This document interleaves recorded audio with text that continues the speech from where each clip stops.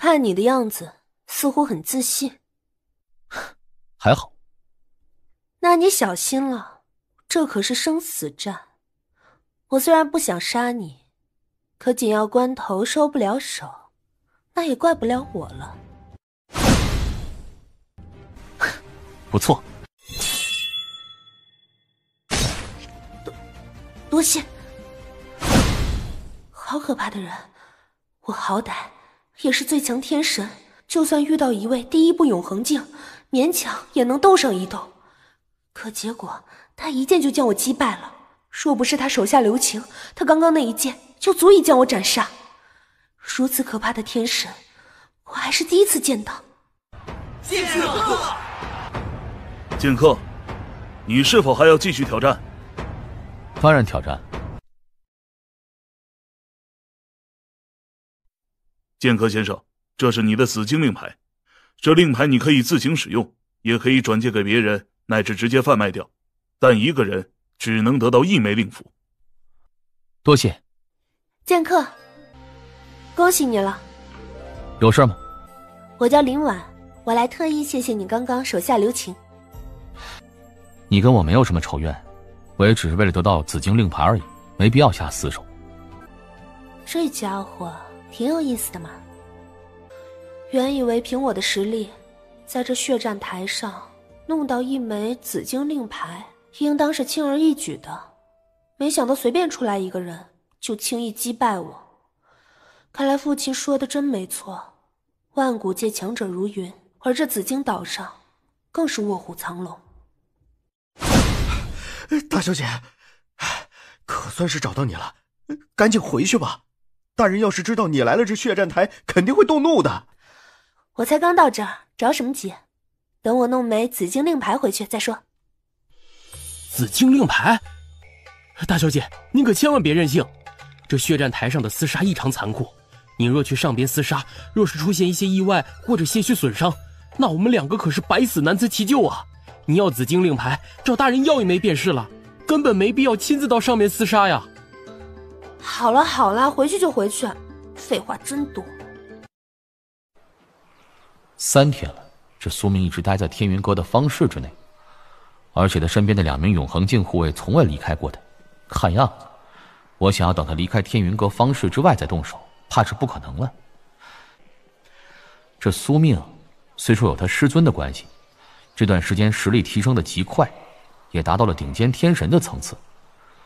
可我若是要杀他，他也绝对来不及做出任何反应。至于他的2名永恒境护卫，也仅仅只是1步永恒境而已。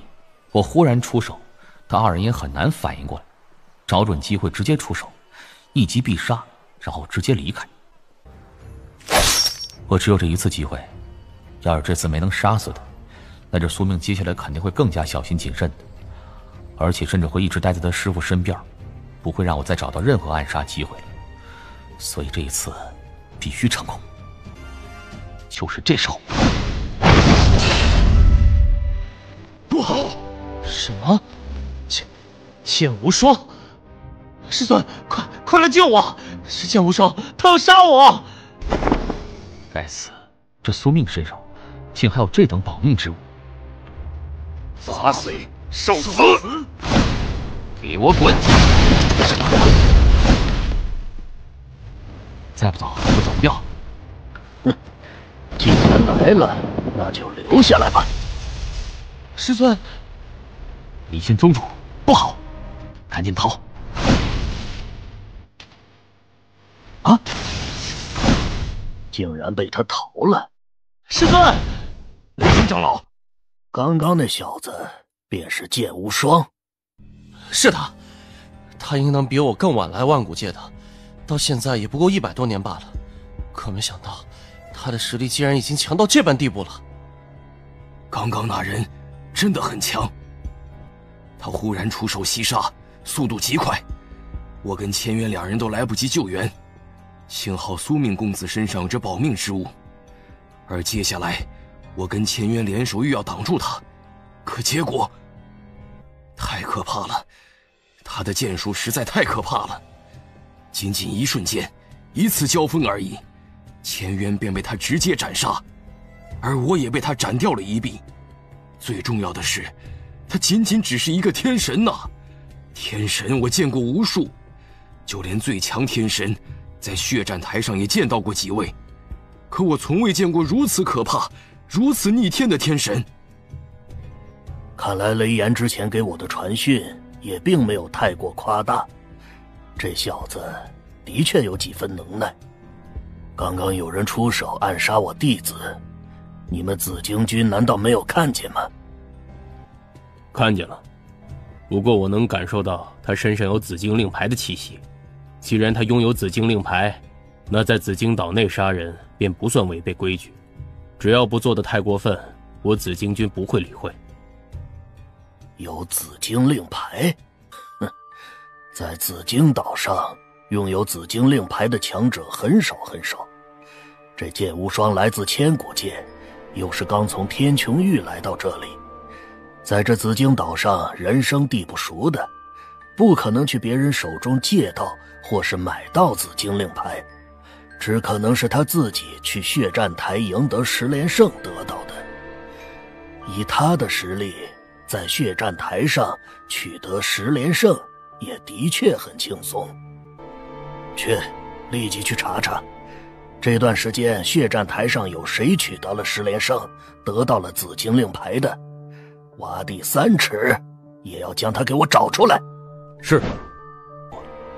3天前冒出来的剑客，连续击败10名顶尖天神，其中还有一位接近最强天神战力的，而且自始至终他都只出一剑，剑术如此了得，就是他。这小子倒是挺聪明的，不过你以为离开了这府邸我就找不到你了吗？于护法，雷心长老，我这次特意将你带上，其目的你应当知道吧？长老尽管放心，租住这府邸的主人虽然已经离开了，可他的气息却残留了不少在这儿。而我修炼的那门秘术，完全可以凭借他留下的这部分气息将他追踪到。只要他没有离开紫荆岛，我担保可以找到他。雷心长老，我已经大概找到他的位置了，还在紫荆岛内，跟我来。天云阁在这紫荆岛内可以说是霸主级别的存在，凭他们的能耐，想要找到我的住所就跟喝水那么容易。不出意外，那雷心现在便已经带人去我之前租的那座府邸了吧？失算了，一次失手，接下来那宿命肯定更加小心谨慎了。我想要杀他，便更加艰难了。这怎么回事？雷心长老，那便是你要找的人。糟了，小子，你以为你戴个面具改变气质，老夫便找不到你了吗？不愧是天云阁的克勤长老，手段可真够高明的，这样都能找到我。哼，老夫的手段又岂是你这个乳臭未干的小子能够想象的？废话少说，你既然敢来暗杀老夫弟子，那今日就得把命留下。一出手就用全力，哼，这位雷心宗主可真够看得起我的。这是什么？如此高大的身躯，这人是谁？好强的气息！大千剑术第一式，大毁灭剑。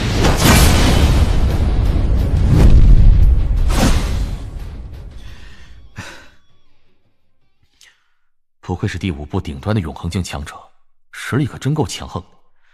我全力以赴施展大毁灭剑，结果竟还是被他彻底碾压。幸好不久前我已将星河秘术练到第12层了，力档位能再次增长，整体实力也提升了不少，不然这雷心怕是一棍就足以重伤我了。论实力，我的确不是他的对手，可我近身厮杀能力极强，剑术也极其高明，凭这2点，完全可以跟他纠缠，乃至是正面搏杀。找死！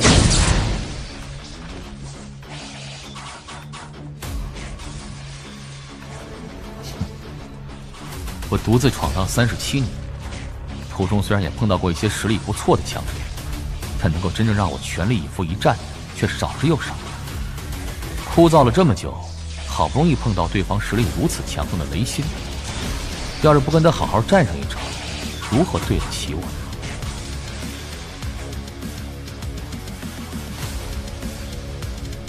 住手！紫荆军，你们两个在做什么？竟然是他！雷心长老好大的火气啊！原来是紫荆军的杨都统。这剑无双出手暗杀老夫弟子，老夫出手斩杀他，难道不应该吗？何况老夫曾经也在血战台赢取得10连胜，也拥有一枚紫荆令牌的。老夫出手不算违背规矩吧？你们两个都拥有紫荆令牌，在这紫荆岛内的确拥有厮杀特权。不过二位若是自行厮杀也就罢了，可你们闹出如此大的动静，甚至还毁了大半条街道，那我紫荆军就不能坐视不理了。两位若是真想分出个胜负或是生死，大可以直接去血战台，那里才是你们的战场。血战台？哼，这小子敢跟老夫去血战台？他敢不敢去血战台，那是你们之间的事。可如果两位还是要继续这般肆无忌惮的厮杀下去，那杨某就只能得罪了。一个天神跟我正面厮杀，短时间内我竟然奈何不了他。这小子对自己的实力也很自信，敢跟我正面厮杀，连逃都不逃。他若是一心逃窜，恐怕就算没有紫荆军出面，我也未必杀得了他。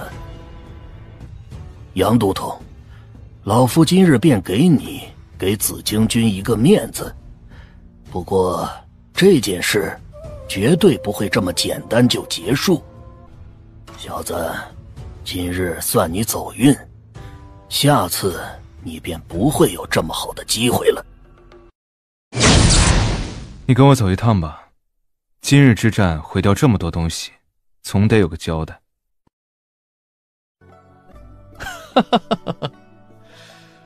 老二，多年不见，你可真是威风得很啊！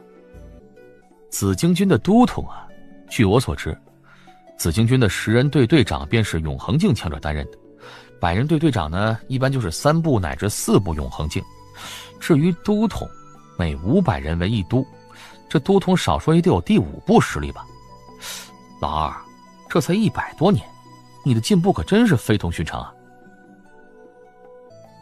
我比不过你。你是独自一人前往万古界参加那天穹御圣会，纯粹靠自己的能力一步步成长到现在的地步。可我不同，我之所以有如此巨大的进步，很大程度上是因为师尊的关系。当初你离开千古界后，师尊便带我去了一个非常奇特的地方，在那里我得到一份传承，一份非常珍贵的重要的传承。就因为有这份传承的关系，加上师尊替我准备的众多机缘，我才能够到达现在这般地步。至于这紫荆军都统，我也刚当上没多久。那也挺厉害的呀。哎，对了，怎么只见你一个人呢？王元老大呢？他没跟你一同来万古界？王元老大他的确跟我一同来到万古界，不过他现在并没有在紫荆岛，而是在东土大唐境内。你现在路过这紫荆岛，想来也是要去东土大唐吧？对，这就是了。你想要找王元老大的话，等到了东土大唐，自然就可以见到了。他现在可是东土大唐的首席炼丹师，混得比我们两个要好多了。东土大唐首席炼丹师？对了，老三，你刚刚怎么会跟天云阁的雷心对上？看他的样子，可是非常想要杀死你啊！这雷心的弟子，便是我在千古界曾疯狂想要杀死那个仇人。今日我出手去暗杀他弟子，结果失败了。这雷心也不知道用了什么方法找到了我，所以就有了这一幕。千古界的那个仇敌，你还没杀死？他运气好啊。那雷心不仅本身实力强，而且还是天云阁的客请长老，在天云阁有着不小的权势，极其难缠。被他盯上可不是什么好事。老三，你可得小心了。我明白。哎，对了，老二，这座院落是你的吗？对，我是紫金军都统，在紫金岛内有一座独立的院落。既然是你的院落，应当安全，那雷心不敢擅自闯入吧？当然安全，借他雷心2个胆子，也不敢擅闯紫金军都统的院落。唉，那就好。哎，对了，老二，你给我准备一间密室吧，我要闭关几天。闭关？我有一个瓶颈，之前已经是半只脚跨入了，处于突破的边缘。而刚刚跟那雷心一番激战，颇有些领悟。只要让我静心闭关几日，我估计便能突破了，实力上也能够取得巨大提升，到时候足以抗衡雷心了。是这样，我立即去给你准备。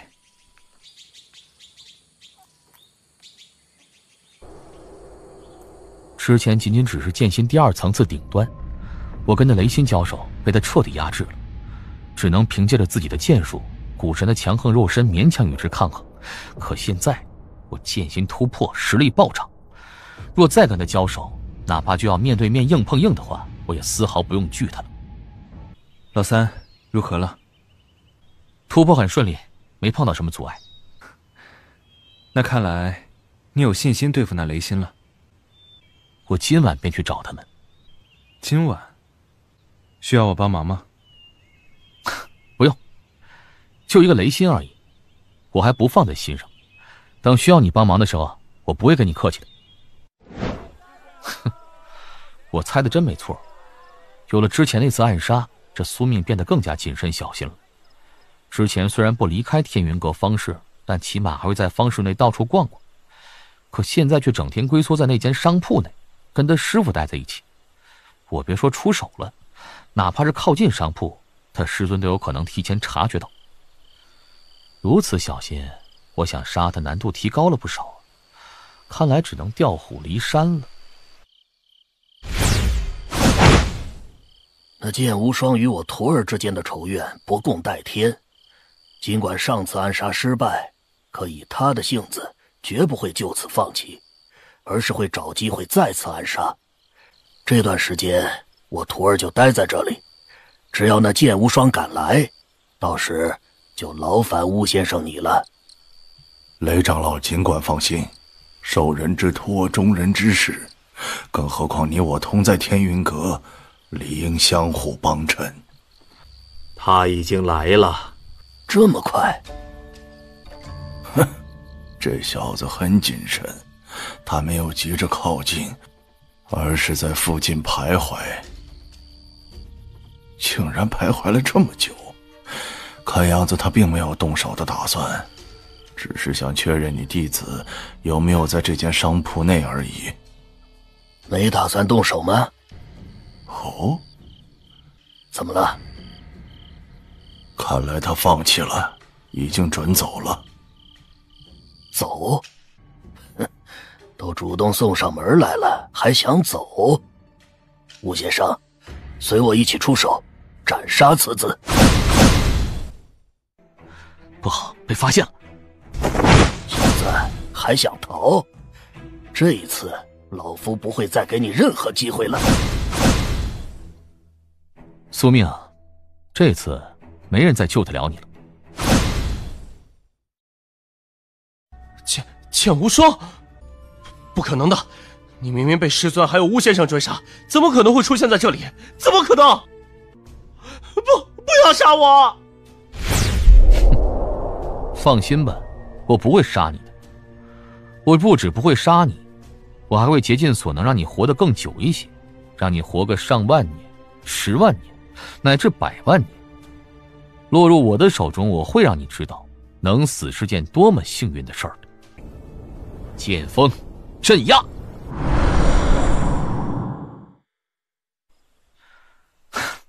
目的已经达到了，我就不多逗留了。这小子还真是找死。他若是待在紫荆岛内，有紫荆军存在，到时候我还会稍微有些顾忌。可现在他却逃到紫荆岛外来，这里无遮无掩，没有任何约束，我想怎么杀他就怎么杀他。别大意，从这小子之前的行事来看，他的心智并不弱，应当知道离开紫荆岛就没有了庇护这一点。可他依旧朝岛外逃来，说不定是有奇特的打算，甚至有可能早就准备了陷阱，在等我们。陷阱？这小子刚从天穹域出来到这里，根本不认识什么人，能有什么陷阱？除非……糟糕！两位追了我那么久，都追到紫荆岛外来了，难道一点都不嫌累吗？分身？小子，你竟然修炼了分身秘术？哼，你现在才知道，未免太晚了吧？你的弟子已经落进我的手里了，他活不了了。哼，我弟子若是身死，那你也得给他陪葬。陪葬是吗？雷心，我知道你想杀我，所以我给你机会。之前一战，因为有紫金军出面，你没战个痛快。现在，你我再来过。真是可笑啊！有吴先生做帮手，老夫需要跟你1对1再战过。吴先生，还好，也只是一名永恒境，但不知跨入第几步了。老朽不才跟雷心长老一样，处于第5步顶端。2名第5步巅峰吗？吴先生，我今天想要跟着雷心独自一战，至于你，还是在一旁待着。战魁，二师兄说过，这尊战魁威能虽然强，但神经消耗也无比巨大。我虽然有些神经，但也不能太过浪费了。缠住这个人，别让他有机会打扰到我。嗯。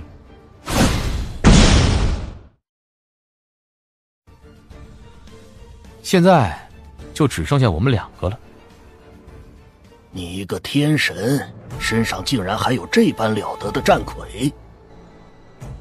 雷心，你要是想要这尊战魁的话，杀了我便是。杀了我，这战魁自然是你的。说得对，既然你自己找死，那老夫便成全你。雷狱，破！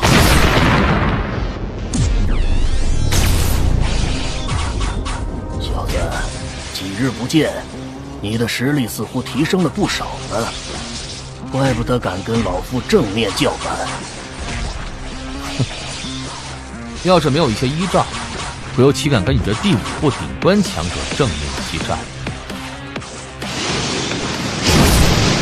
雷心，你的实力便只有这等程度？混账！这小子的实力比之前提升太多了。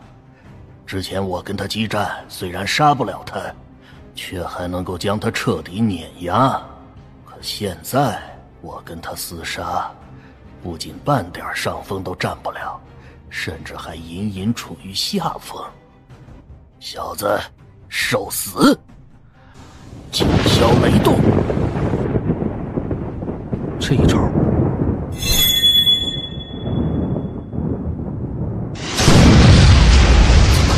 怎么可能？我雷心，堂堂第5步顶端的永恒境强者，竟然比不过一个小小的天神。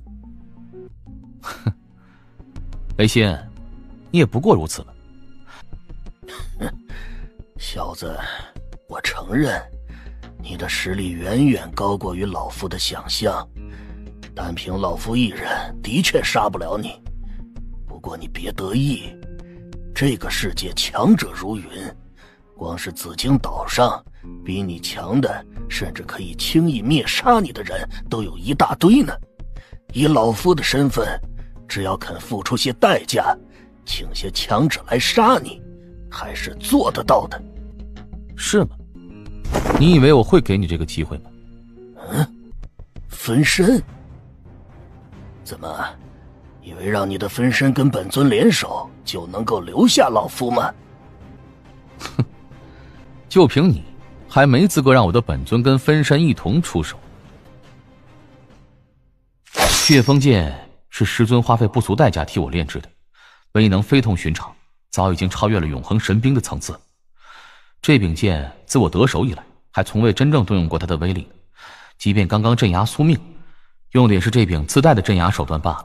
现在就让我瞧一瞧，这柄剑的威能到底有多强吧。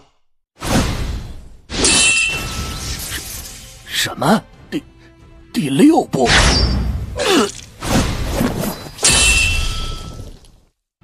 怎么可能？我这可是永恒神兵，永恒神兵怎么会碎呀？好，第6步，我之前竭尽全力爆发，也只能达到第5步顶端战力。可一旦动用血风剑，我的战力便立即会暴涨到第6步层次。且这柄剑威势太过强横了，仅仅5剑便直接击碎了雷心的永恒神兵。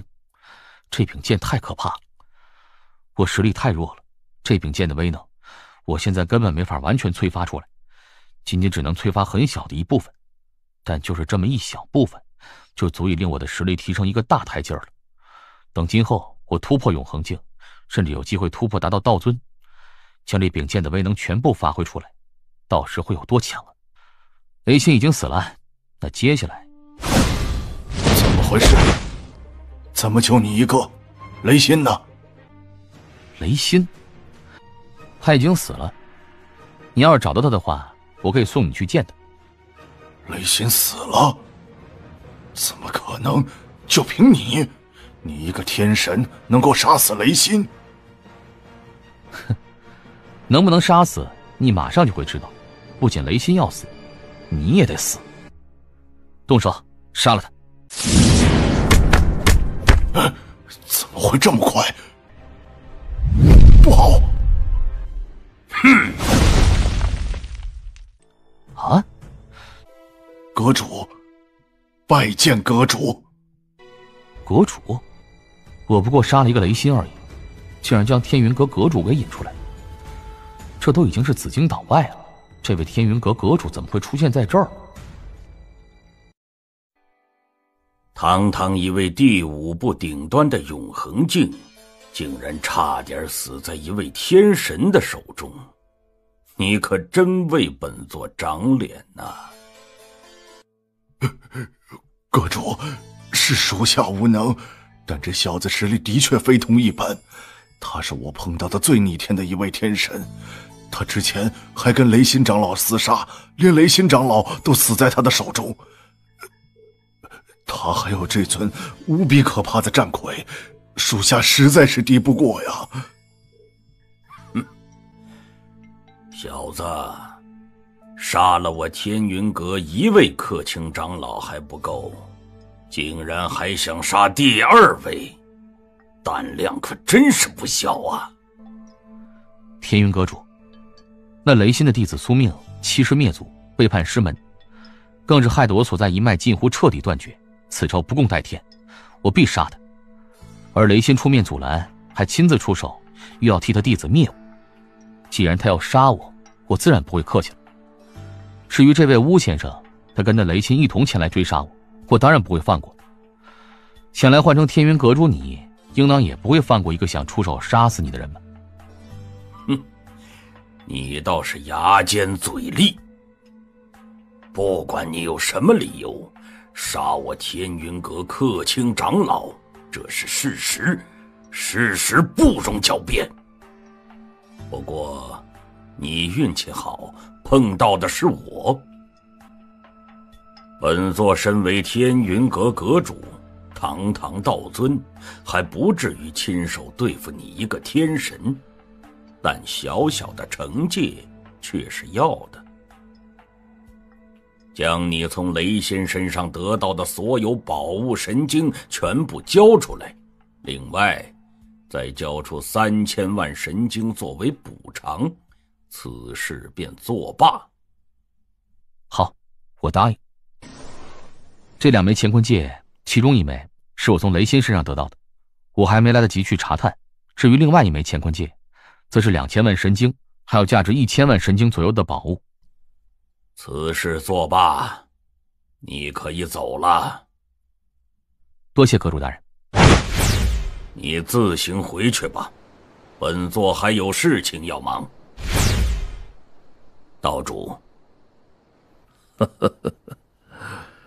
怎么，惩戒轻了，心里有些不痛快？那小子也的确是运气好，若非岛主你替他说话，我刚刚真想一巴掌拍死他。你若是一巴掌拍死他，那可就真是嫌命长了。刚刚那小家伙不简单，他拥有的血脉非同凡响，尽管现在还很弱小，可那血脉拥有的潜力，即便是我都不敢有丝毫小觑。而且他区区一个天神，战力竟然可以强成这样，简直是不可思议啊！如此逆天之人，除了自身拥有莫大机缘之外，他的身后肯定也有高人相助。这高人有可能是他师尊，或是他的长辈，总之绝对是一位非常了不起的大能者，甚至还不止一位。这样的大能者，别说是你了，即便是我都不敢轻易得罪。另外，你有没有注意到他之前使用的那柄血色神剑？注意到了，这小子的实力明明不比雷心强上多少，可是一动用那柄神剑，却将雷心彻底压制，战力都已经达到了第6层次。这都是借助那柄神剑的威能，依我看，那柄神剑应当是一柄地神兵。地神兵？最起码是地神兵，但到底是哪一层次，我也无法看透。炼制那柄神剑的人，在炼器一道上的造诣绝对已经达到了登峰造极的地步。他炼制了这柄神兵，同时还利用了特殊的手段，隐藏了这柄神兵的各种奇特。若非是我们2个刚好看到这小家伙动用那柄神兵灭杀雷心的场景，我们2个也根本看不出那神兵的虚实来。能够炼制出这等神兵的人，在万古界绝不可能默默无闻。而以这人的能耐，只要随随便便炼制几件地神兵为代价，完全可以轻易启动几位实力强横的道尊当打手，可以轻易成为一方霸主。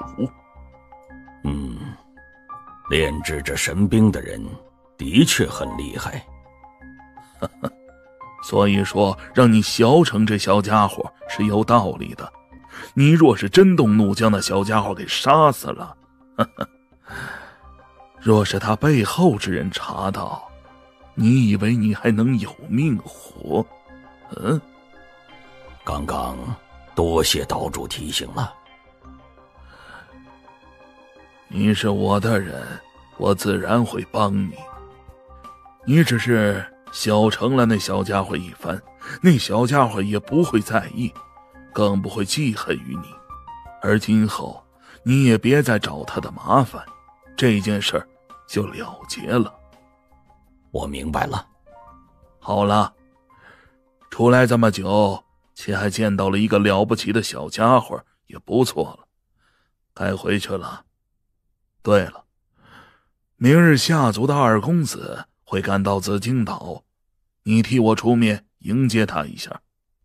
下族2公子，就是号称万古界第1天神的那位。第1天神，就是不知道跟这个叫剑无双的小家伙比起来又如何呢？没想到我杀一个雷心，竟然将天云阁主给惹出来了。还好这天云阁主自重身份，并没有太过刁难我，仅仅只是挽回了颜面，让我赔了些神经罢。剑无双，剑无双！苏命，你想说什么？剑无双，你放过我！只要你肯放过我，我可以奉你为主，今后唯你之命是从。奉我为主？如果你硬气一些，或许我还会敬你几分。可是没想到你竟然是这样的酒囊饭袋，当初剑祖一脉竟然会折在你这样的废物手里，真是不值得。剑无双，苏命，你落入我手，接下来的时间我会让你好好享受的。老三，结果如何？还算顺利吧，雷心已经死了，我那个仇敌现在也落入我的手里。这就好。都统，统领大人传话过来，说要你现在便去见他。另外他还说要你带着你的朋友。哦，我从未跟统领大人说过你，他是怎么知道你的？他找你又能做什么？哼，去了不就知道了。天云阁主，道尊，竟然是道尊强者亲自迎接，难道是有大人物要来紫荆岛？或许吧。下族二公子大驾光临，令我紫荆岛蓬荜生辉呀！本座天云代表我家岛主特来迎接二公子。原来是天云阁主，久仰大名啊！我家岛主已经设宴，二公子随我一同前去吧。贺老，我们走吧。下族，是下族的二公子，竟然是他！怪不得连天云阁主都亲自出面迎接了，原来是他呀！听说这位下族二公子可是号称万古界第一天神的。第一天神？真的假的？当然是真的。传闻这位下族二公子曾经以天神之境正面击败过一位第4部顶端的永恒境，简直不可思议。天神击败第4部顶端永恒境，这怎么可能啊？有什么不可能？万古界妖孽如云，这位二公子绝对是妖孽中的妖孽，不仅是他，还有他大哥，他大哥据说比他更妖孽。下族二公子什么来历啊？这下族我倒是听我师尊说过。师尊说过，东土大唐内从创建国度开始，便存在着很多实力强横的家族，这些家族大多底蕴深厚，而其中又以夏族最为强横。夏族在东土大唐内被称之为霸族，是公认的第一家族。霸族？这夏族自唐皇创建东土大唐开始便已经存在，且不管是唐皇在时，还是有4大帝尊同时坐镇的大唐盛世那一时期，东土大唐对这夏族都有着一定的忌惮。忌惮？是很忌惮。我听师尊说起夏族时，师尊言语间明显对夏族有几分忌惮。我也询问过缘由，师尊说是因为夏族有一位实力无比恐怖的老祖，这位夏族老祖即便是唐皇跟当初的4大帝尊当中最强的青帝都不敢轻视。哪怕是东土大唐最鼎盛的那段时期，东土大唐跟夏族也是井水不犯河水。而现在东土大唐整体实力大幅度削弱，4大帝尊只剩下冷帝一人坐镇，自然对这夏族更是忌惮了。这样啊。今日我们见到的这位夏族二公子，我也曾听说过，他叫夏燕，是夏族精心培养出来的妖孽。他曾以天神之境正面击败过一位第4部顶端的永恒境，所以被公认为是万古界第一天神。当然，那夏燕虽然厉害，但跟老三你比起来却要差得多。老三，你可是能够正面灭杀雷心的，等哪天若是心情好，大可直接去找他，将他那万古界第一天神的名头给夺过来。老二，你就别取笑我，这夏燕可是夏族二公子，如此显赫的身份，拥有的底牌手段肯定众多。先不说我赢得了赢不了他，就算真的赢得了，我也不至于蠢到为了一个虚名去把他给得罪了。毕竟他的身后可是站的夏族啊。说的也对。行了，别说那么多了，赶紧走吧。你那位统领大人怕是已经等急了。统领，你便是剑客？是我。有人要见你，跟我来吧。是你？婉儿小姐，这剑客已经给小姐你带来了。没你的事了，你下去吧。剑客，可还记得我？记得。记得就好。我听说几日前你曾跟天云阁的雷心交手，且跟他正面厮杀了很长一段时间都没有落败，可有此事？天云阁的雷心，那可是处于第5部顶端的强者，你竟然面前跟他抗衡，虽然被彻底压制，但实力依旧很了得呀。直说吧，找我什么事儿？那好，我也不跟你卖关子了。我今日找你来，的确是有一件事想要你帮忙。你刚刚在来的路上，可曾看到了被天云阁主亲自迎接的那些人？看到了，他迎接的夏族的人，为的是夏族2公子夏言。对，就是夏燕。这夏燕跟我有着一些私人仇怨，而且仇怨还不小，所以我想要你出手，帮我击败他一次。就这么简单？就这么简单。当然，我也不会让你白白出手。1亿神晶，如何？1亿神晶？抱歉，我拒绝。什么？为什么？难道是1亿神晶不够？若是不够的话，我可以再加一点。婉儿小姐，我与你之前仅仅只是一面之缘，算不得有什么关系。而那夏言跟我也是无冤无仇，我跟他井水不犯河水，根本犯不着去惹他。最重要的是，他还是夏族2公子，我还不至于愚蠢到平白无故的去得罪这样一个大敌。婉儿小姐如果没有其他事儿的话，在下便告退了。剑客，你若是嫌报酬太低，想要什么可以尽管说，不管是什么我都可以满足你。1亿神晶不够，那就2亿，或者3亿如何？还有其他的，你需要什么宝物也可以尽管说。紫荆军怎么样？你若是愿意，我可以让你轻易成为紫荆军的都统，甚至成为紫荆军的统领，只要你愿意帮我。剑客，没想到你竟然是这般胆小如鼠的货色。我还以为你比那夏燕更强，更应该被称之为万古界第1天神。可谁曾想到，你竟然连跟他交手都不敢，还说什么平白无故不想去招惹这样一个大敌。可依我看，你分明就是怕了他，你根本不是他的对手。另外，你不仅怕他，你还怕他背后的夏族，还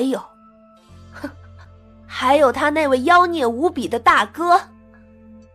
不过也对，你一个没有任何后台的小小天神，也的确应该怕的。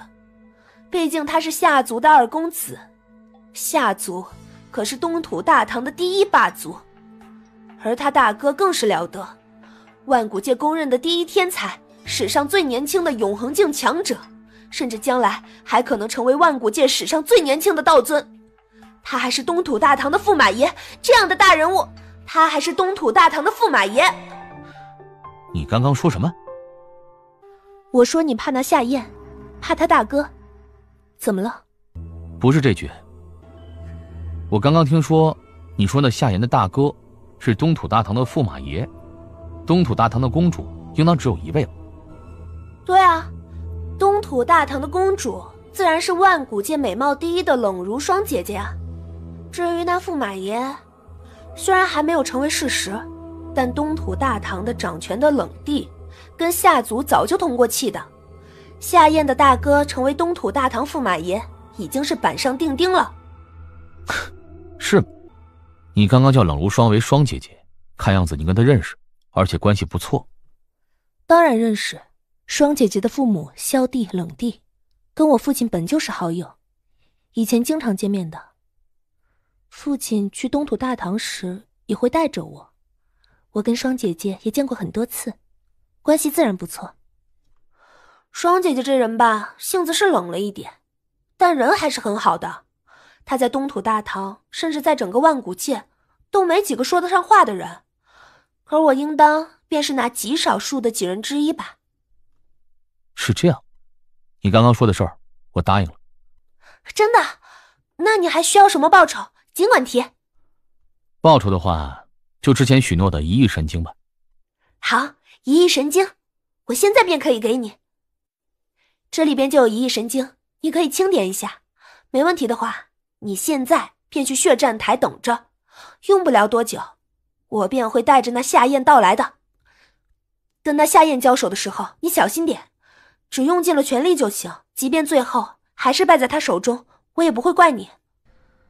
我不会败的。加上这剑客，一共3位最强天神，之前那2位也就算了，这剑客可是能够跟雷心正面抗衡1、2的，或许他真能够击败夏燕。老三，怎么回事？是谁在找你？没什么，一点小事而已。走，跟我去血战台一趟。血战台？去那儿做什么？去做什么？我要去将那万古界第1天神的称号抢过来玩玩。哦，道尊，道尊怎么会亲自到这血战台来？而且还不止1位道尊。这怎么了？夏燕，你不是被称之为万古界第1天神吗？我还真不信万古界那么大，天神那么多，会找不出一个比你更强的。今日我便特意找来了3位天神，跟你1对1激战。只要你能够击败这3位天神，我便认可你的实力。你与我之间的婚事，我不会再多说1个字。可如果你败在我的人手中，那你我之间的婚事便就此作罢。夏言公子，这丫头从小被老夫宠坏了，平日里就喜欢胡闹，还望夏言公子不要见怪。岛主客气了，本小姐身份尊贵，又岂是常人可以相比？婉儿小姐，那所谓的万古界第1天神之名，不过是一个虚名罢了，本不足挂齿。不过既然小姐想要考验在下的能耐，那在下便只有全力一战了。哼，好大的口气！宗渊，这是我给你安排的第1个对手。是宗渊，曾经在血战台天神层次对决上取得过100连胜的巅峰强者。他的确只是1位天神，但据说战力比一般第3部永恒还要可怕一些的。夏言公子，请尽管出手吧。哼，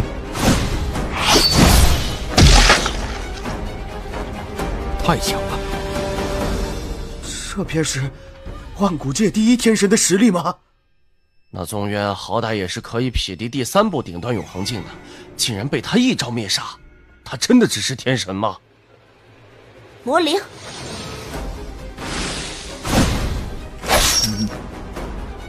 不愧是夏族精心培养出来的，这夏言跟他大哥一样，都是真正的妖孽呀。婉儿，差不多了吧？哼，这才第2位天神而已，着什么急？最后1位，剑客。那夏燕实力不弱，小心点，可别阴沟里翻船。剑客，就靠你了。是他？婉儿竟然将他给请来了，这下子倒是有意思了。又一个送死的，这人是傻了不成？他没看到这夏言仅仅1刀便接连灭了2位实力强横的最强天神，他竟然还敢上来。估计是那位大小姐付出了令他无法拒绝的代价吧，所以明知道必死，他也想拼一拼。可惜不过是自不量力而已。出手吧，拿出你全部的实力来，不然你就没机会了。如你所愿。这小子在做什么啊？难道明知道必死，所以已经放弃了？只是想做做样子。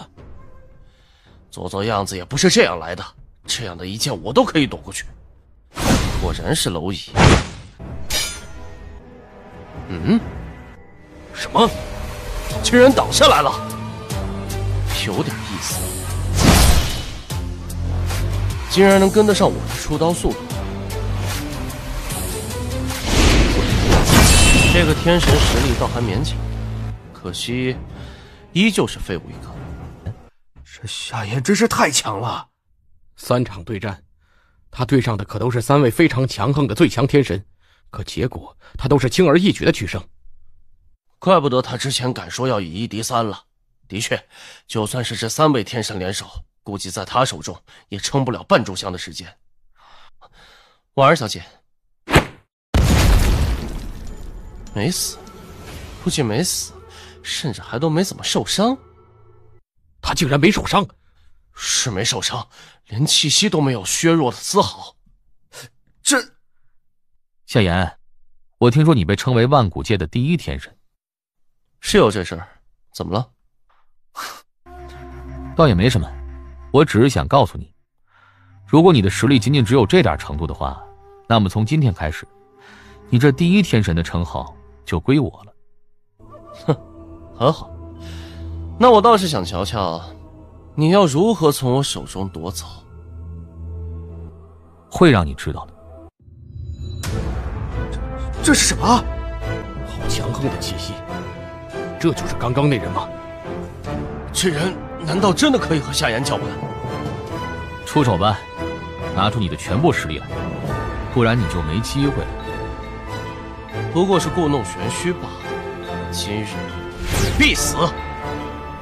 地神兵，地神兵，连地神兵都拿出来了。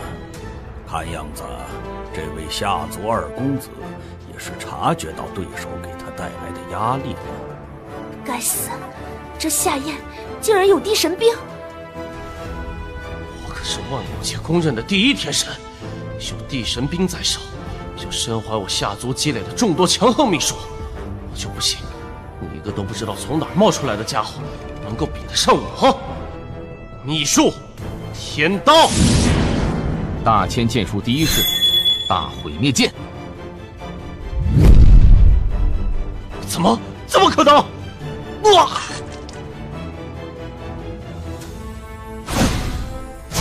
滚！败了！万古界第1天神竟然败了！不仅败了，而且败得非常凄惨。3剑，第1天神也不过如此。剑客，我说的莫非有错？如果是你这样的货色都可以称之为万古界第1天神，那这万古界第1天神未免也太多了。哎，对了，我听说你还有位大哥，他号称是万古界第1永恒境，而且还是最年轻的永恒境。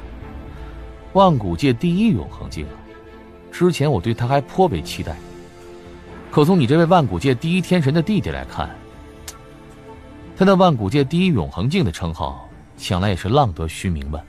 杂碎！哼，小辈，你刚刚那话是想向我夏族挑衅吗？挑衅？不敢。小子何德何能，又岂敢挑衅东土大唐第1霸族？我是就事论事而已。哼，好一个就事论事！爱贺先生，这不过是小辈之间的争斗而已，无需太过在意。2公子实力强劲，我等都已经亲眼见到了。只不过万古界浩瀚无垠，一山还有一山高，出现1、2位比他更强的天神，也是很正常的。好了，今日之事纯粹是小女胡闹而已，夏族的诸位无需太过在意。走，咱们继续回到宴会上去吧。老三，干得不错，3剑便正面击败了夏燕，相信用不了多久，万古界各方强者便会称你为万古界第1天神了。一个虚名而已，没有任何用处，反而会有不断的麻烦的。对了，你怎么会替婉儿小姐出面对付夏燕？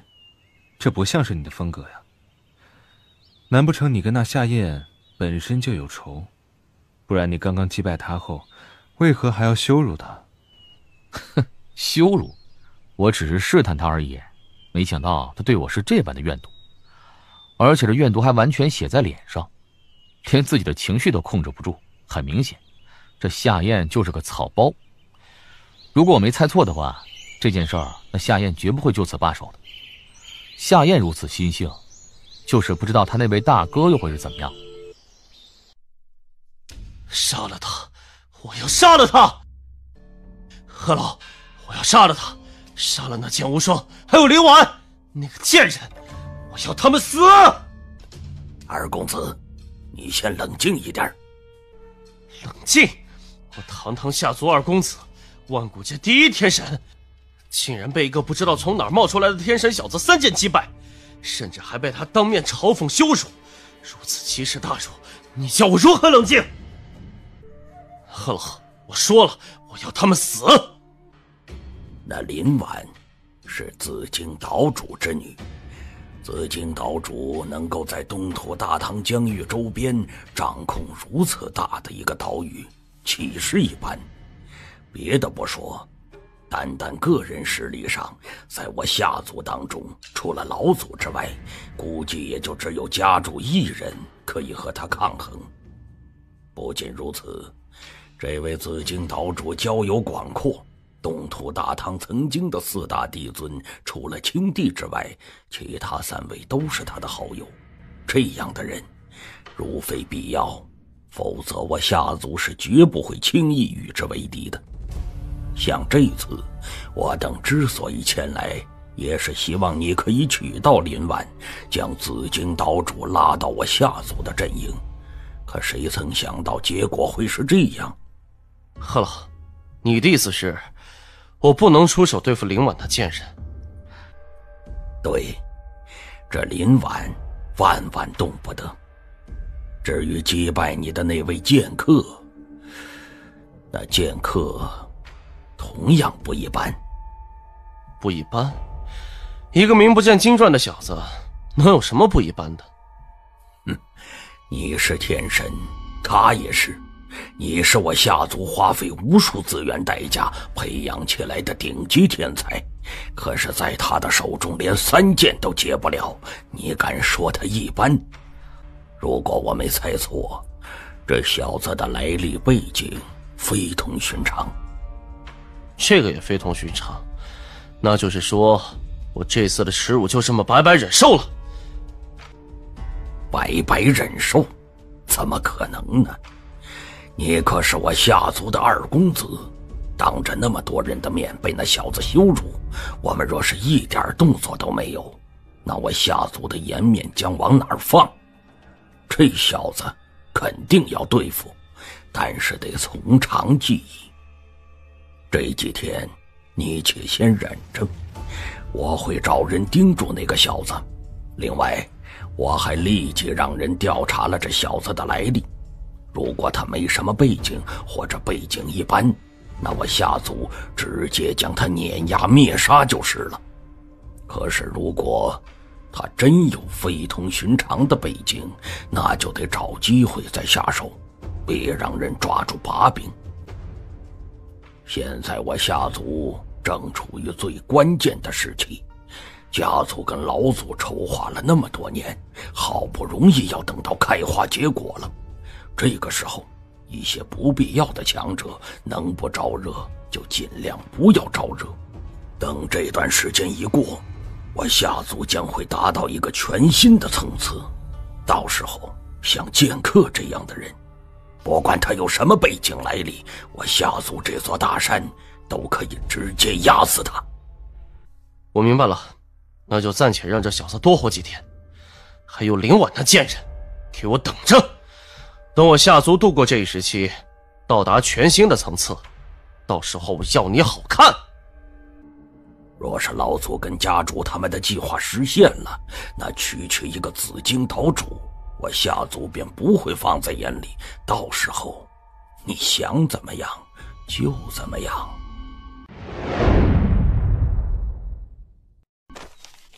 剑无双，哼，我还以为这小子有多大的背景呢，原来不过只是一只刚从宗门外出闯荡的井底之蛙罢了。天穹域，古门，听都没听说过。这古门在一个域界内的确算是一方强横宗门，但是放到浩瀚的万古界而言，却只能勉强算得上一个三流势力。看来我之前猜错了，我以为他一个天神能具备如此实力，是因为他的背景来历非同小可。可现在看来并非如此，他的背景很一般，之所以实力如此强横，是因为他有冠绝古今的惊世天赋。这剑无双是一个不折不扣的顶级天才，如果单论天赋，或许比之你大哥也不遑多让。就他还跟我大哥比？好了，既然这小子的来历已经查清了，没有什么大的背景的话，那便无需顾忌那么多，你可以对他动手。不过为了你的名声着想，还是得多注意一些，别在紫荆岛内动手，最好也别让人知道是你杀的他。明白了。哦，这小子的师尊倒是颇为奇特嘛，一个永恒境竟然教出了3位道尊来，其中一人似乎还加入了虚空神殿。他这个师尊倒是有点意思，不过可惜他教出的仅仅是3位普通道尊，加入虚空神殿的这位在虚空神殿也仅仅是挂个名，根本没什么权势。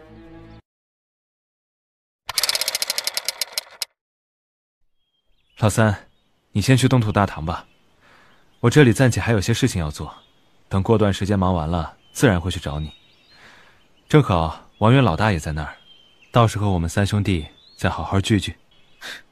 那就一言为定，我跟王源老大便在东土大唐内等你。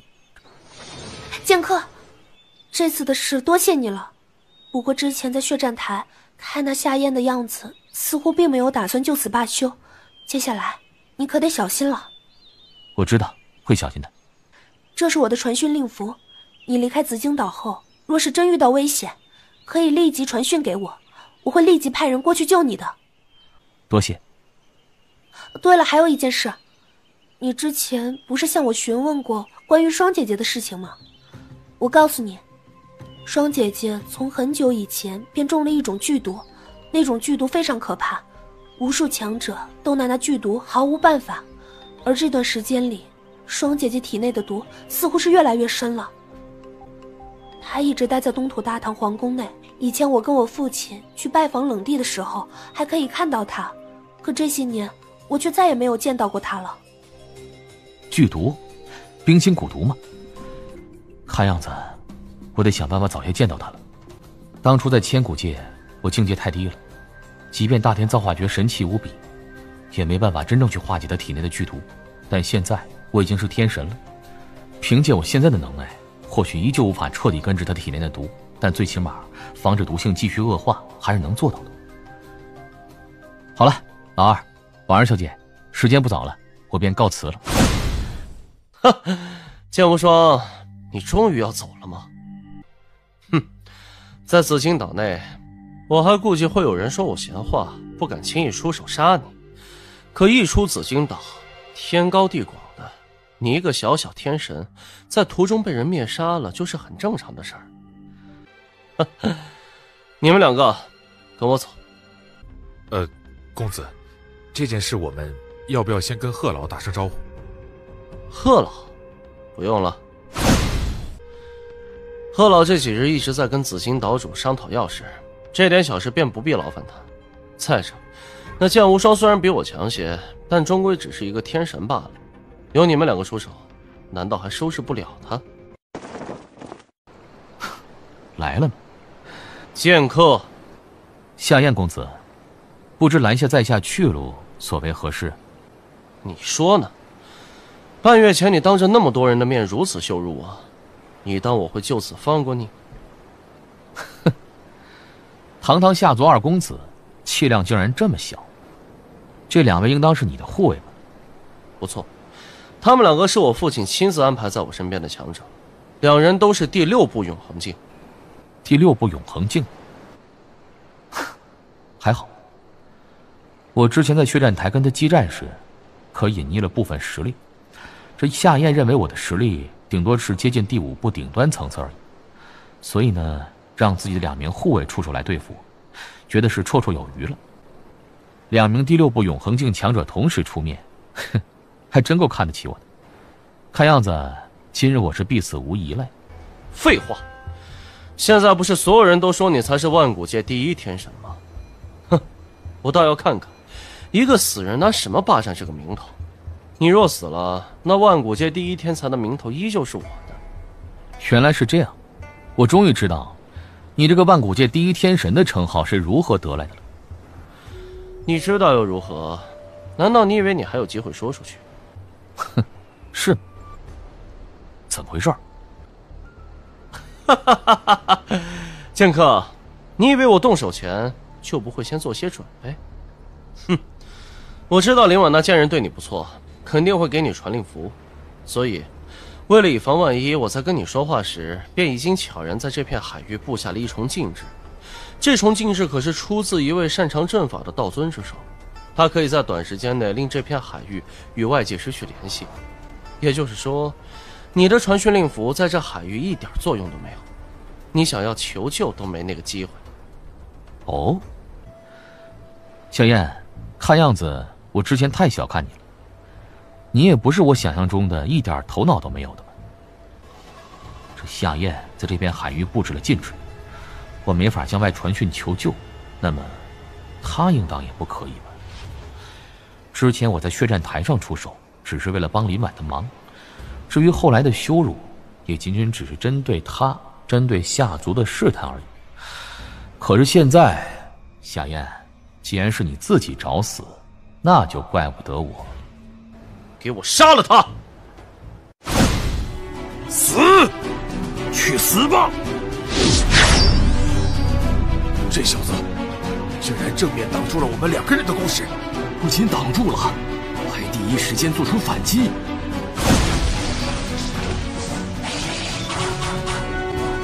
怎么可能？怎么会这样？这小子也有第6部战力。好家伙！之前在血战台，他根本没有竭尽全力。不好！我的长枪竟然出现了一丝破损。他手中的剑有古怪。我的长鞭也是。哼，这小子很古怪，别跟他磨蹭，全力出手。这是秘术，即便是刚刚那种状态，我独自一人对上他们2个都非常吃力，而现在这样，我更不可能是对手了。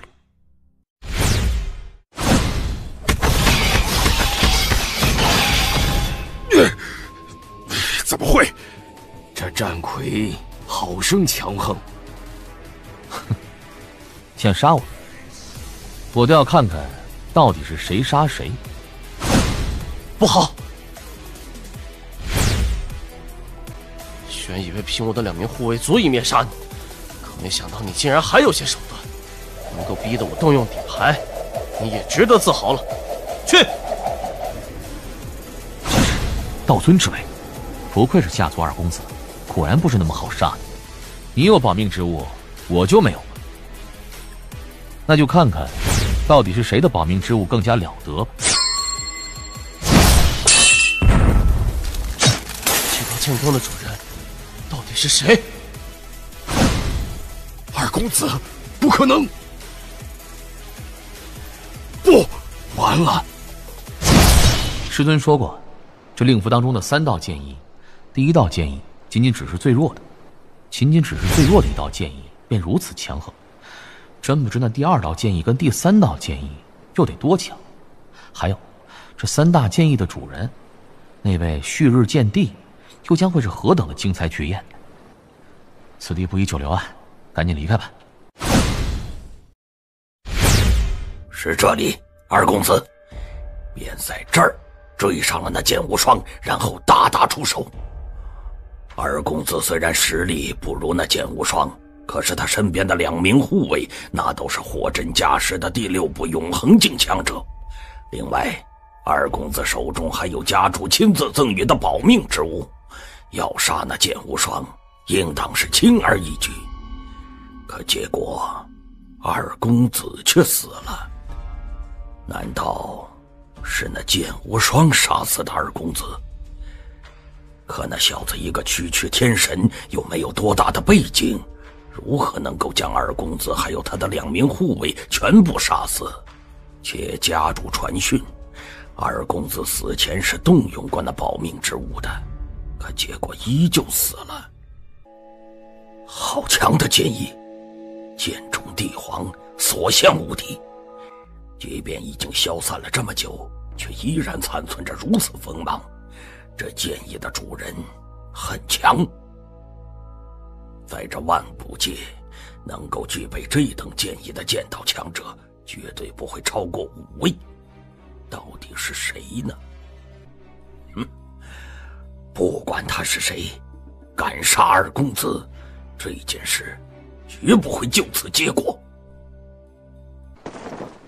夏燕一死，那夏族恐怕会非常震怒。那夏燕跟我在紫荆岛上交恶，这次他出来劫杀我，夏族的人肯定也知道，很有可能会直接断定是杀我的人。而以夏族的底蕴，想要查到我的来历背景，应当也非常清楚。说不定这夏族震怒之余，会牵扯到师尊呢，还有古门的身上。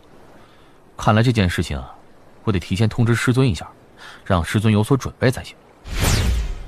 知道了，古门这边不会有什么事，倒是你自己要多加小心一点，可别被夏族找机会杀了。终归是我的实力还太弱了，如果我的实力够强，强到令夏族都不得不忌惮乃至敬畏的程度，那么像夏燕这样的货色，我杀了就杀了，怕是夏族连屁都不敢多放一个。对了，这夏燕身为夏族二公子，如此显赫的身份，他的身家应当不浅，宝物怕是有不少吧，也不知道其中有没有用得着的。好家伙，不愧是夏族二公子，身家还真是不浅，单单手中的神经便超过了5亿。这卷轴非同寻常，我现在想将这卷轴打开，估计是不可能的。不过师尊的手段非凡，不管是炼气、炼丹、炼魁等各个方面都非常精通。同样，师尊也是精通阵法一道的。等有一天我再次见到师尊的时候，将这卷轴交给他，看看他能不能看出些门道来。血气石无比罕见，针对意识攻击方面的宝物。随着我实力的不断提升，我遇到的对手越来越强，一般都是第5部乃至第6部的永恒境，而跟他们厮杀时，我这幻神秘术几乎都没有用上的机会。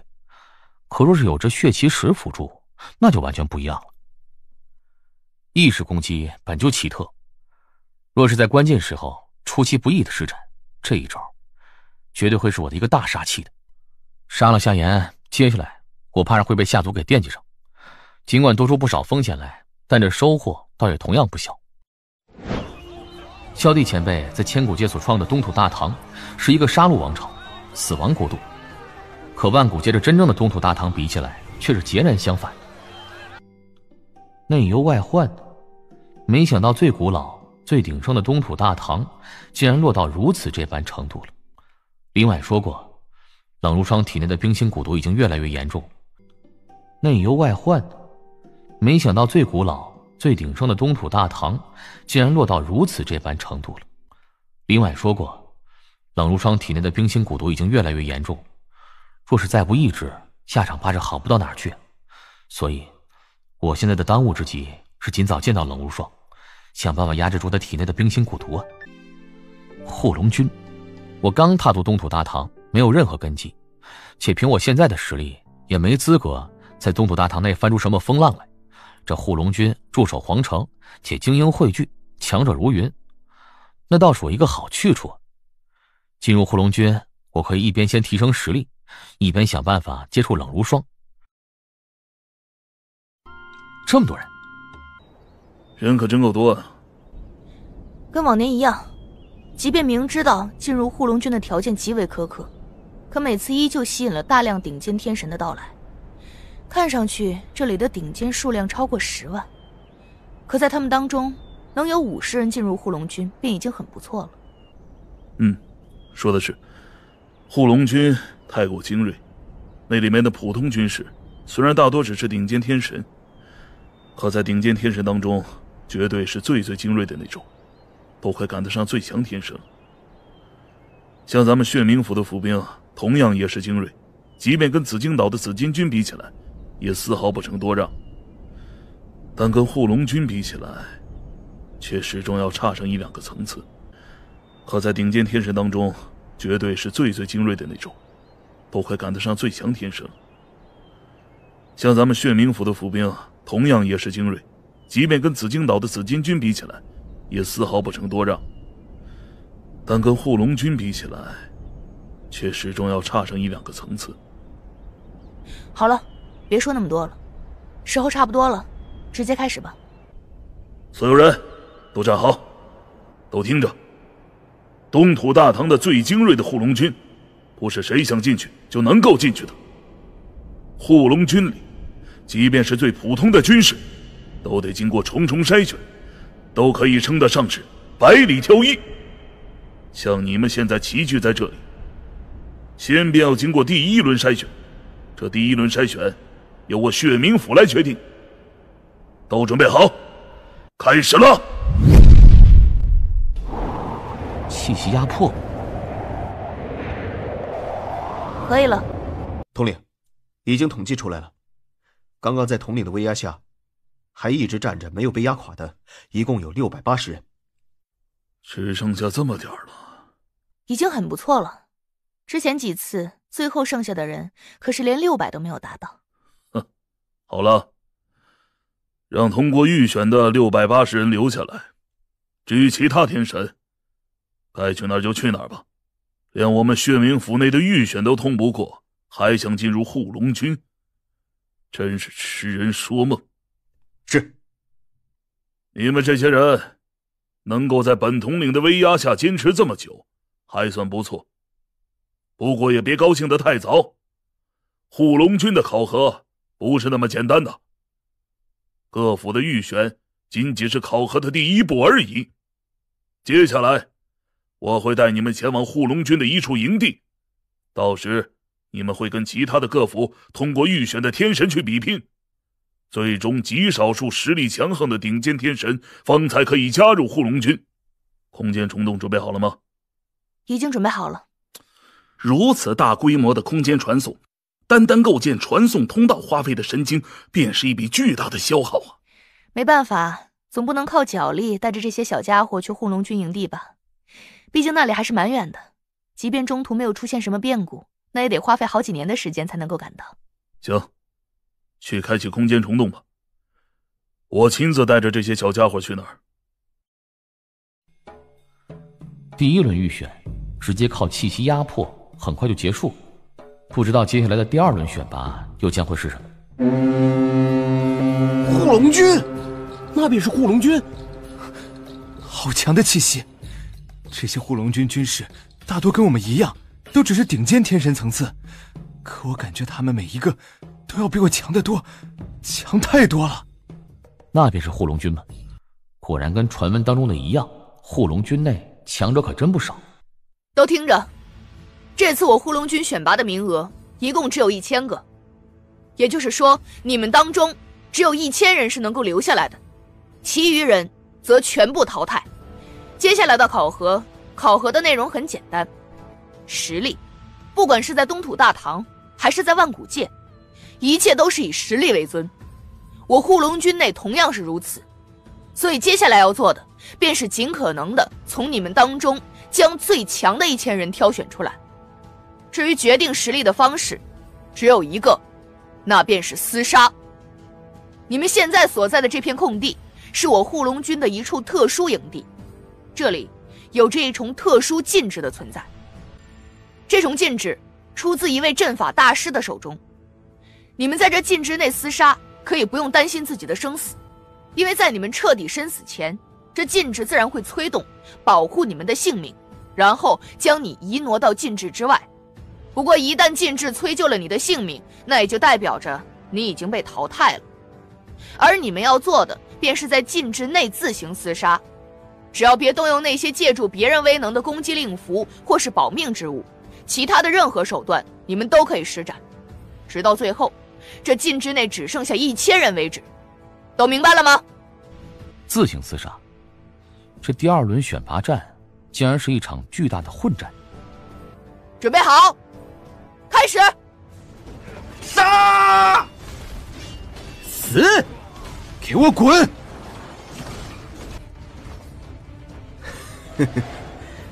这次来参加护龙军选拔的小家伙，整体水平倒还不错。